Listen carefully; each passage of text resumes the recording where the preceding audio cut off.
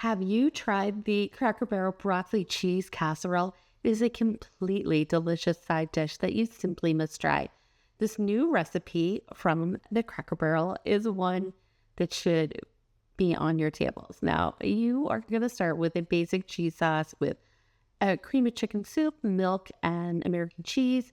You're going to put in your broccoli and heat it through. Now, I said this was a broccoli rice casserole. So you are going to cook your rice, fluff it up, stick it in a casserole dish, pour this sauce all over the top, top it with a little bit more Colby cheese, and make some buttery cracker crumbs with Ritz crackers and butter. You're going to toss this on top and put it in the oven.